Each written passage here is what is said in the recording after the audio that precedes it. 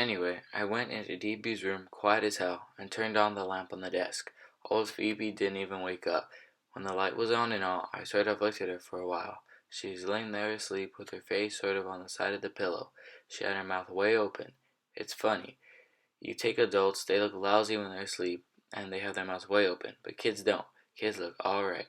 They can even have their spit all over the pillow, and they still look alright. I went around the room very quiet and all, looking at stuff for a while. I felt swell, for a change. I didn't even feel like I was getting pneumonia or anything anymore. I just felt good, for a change. Old Phoebe's clothes were on this chair right next to the bed. She's very neat for a child. I mean, she doesn't just throw her stuff around like some kids. She's no slob. She had the jacket to this tan suit my mother bought her from Canada hung up on the back of the chair. Then her blouse and stuff were on the seat. Her shoes and socks were on the floor, right underneath the chair, right next to each other. I never saw the shoes before. They were new. They were these dark brown loafers, sort of like this pair I have. Then they went swell with that suit my mother bought from Canada. My mother dresses her nice. She really does. My mother has terrific taste in some things. She's no good at buying ice skates or anything like that, but clothes. She's perfect, I mean. Phoebe always has some dress on that can kill you. I sat down at old DB's desk and looked at the stuff on it. It was mostly Phoebe stuff from school and all. Mostly books. The one on top was called Arithmetic is Fun. I sort of opened the first page and took a look at it. This is what old Phoebe had on it. Phoebe Weatherfield Caulfield, 4B1. That killed me. Her middle name is Josephine, for God's sake, not Weatherfield. She doesn't like it, though. Every time I see her, she got a new middle name for herself.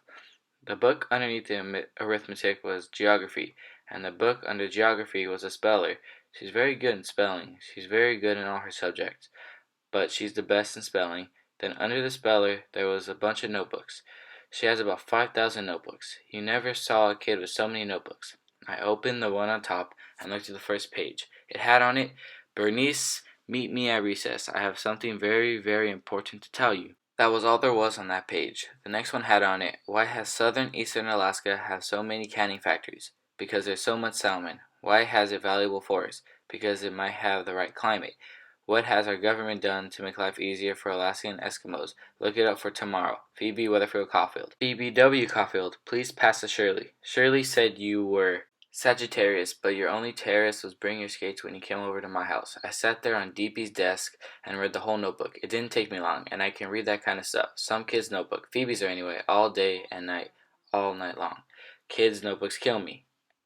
So I decided to lit another cigarette. It was my last one. I must have smoked about 3 cartons that day. Then finally, I woke her up. I mean, I couldn't sit there on the desk for the rest of my life, and besides, I was afraid my parents might barge in on me all of a sudden.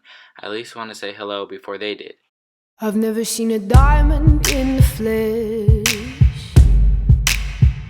I cut my teeth on wedding rings in the movies, and I'm not